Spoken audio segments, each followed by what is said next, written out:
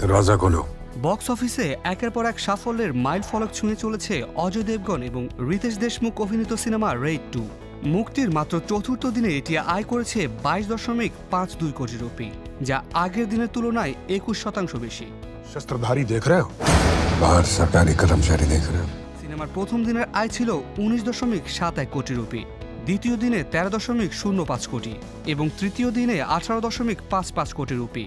তবে রবিবারে ছুটির দিনে সিনেমাটি সর্বোচ্চ আয় করেছে।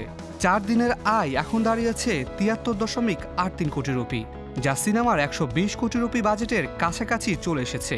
মাত্র 4 দিনে 73.83 কোটি রুপি আয় করে এটি মুক্তির প্রথম সপ্তাহে সবচেয়ে বেশি আয় করা হিন্দি সিনেমার তালিকায় তৃতীয় স্থান অবস্থান করছে।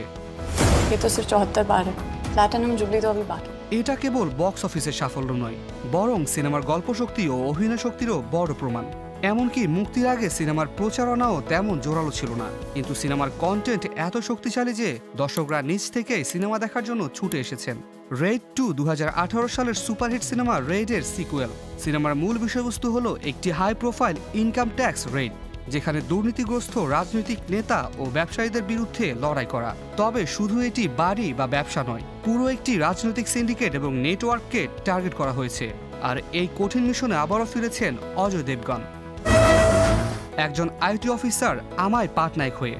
অজয় দেবগন যেমন তার চরিত্রের মধ্যে ন্যায় ও মানবিকতা প্রতিষ্ঠা করেছেন, ঠিক তেমনি রিতেশ দেশমুখও এক নতুন ভূমিকায় নিজেকে মেলে ধরেছেন। তার চরিত্রটি একদমই ভিন্ন, কিন্তু সেই ভিন্নতার মধ্যেও তিনি নিজের অভিনয় দক্ষতার পরিচয় দিয়েছেন।